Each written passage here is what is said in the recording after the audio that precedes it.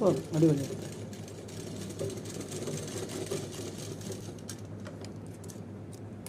என்ன இதில் 1 இன்ச்சு விட்டுட்டு நேராக கட் பண்ணிடுவோம்.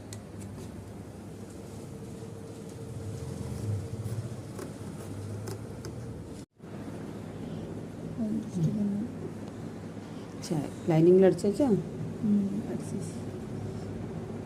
சேர்த்து அடிக்கும்போது இந்த மாதிரி முதல்ல சேர்த்து அடிச்சுட்டு இது வரைக்கும் சேர்த்து அடிச்சுட்டு மாதிரி கொஞ்சம் இந்த லைனிங் இருந்து சார்னா கிராஸ் பண்ணி போகுதா உள்ளே விட்டு மாதிரி லைனிங் மட்டும்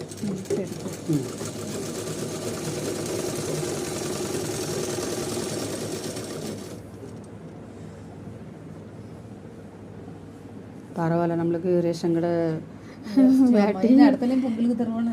சரி தரட்டு நல்லது, வேஸ்ட் ஆகலைல்ல நமக்கு. ரேஷன் கடை வேட்டி ஃபுல்லாக நம்மளுக்கு சோரத்தை டீக்கி கொடுப்பேன். ஆமாம் அதுக்கும் யூஸ் தானே. சும்மா யாராவது கேட்டாங்கன்னா அந்த டீ கையில் கொடுப்பேன்.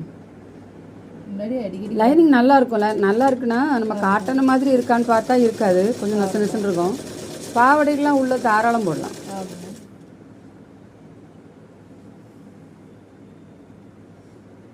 நம்ம ஜம்பருக்கு தனியாக லைனிங் எடுத்துட்டோமா, அதனால் அது ஓகே ஆயிரும். பாவடைக்கு இது தரம் போடும்.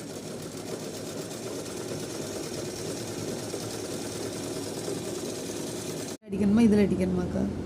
இல்லை இது மூடி வரணுமா? இன்னும் உள்ள தச்சிருக்க தையல் வெளியில் தெரியக்கூடாது. சரிக்கா சரி, மூடி வரணும்.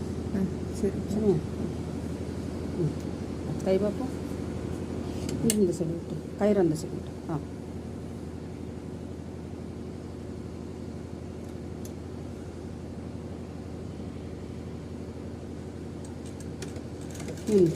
ஸ்டாப் பண்ணு ஆன் பண்ணி துவக்கணும். ஓகே. அடுத்தது இன்னொருக்கா மேலே அங்கேருந்து வா. அப்போ தான் தையல் என்ன செய்யாது, பிரியாது. சரி அடி.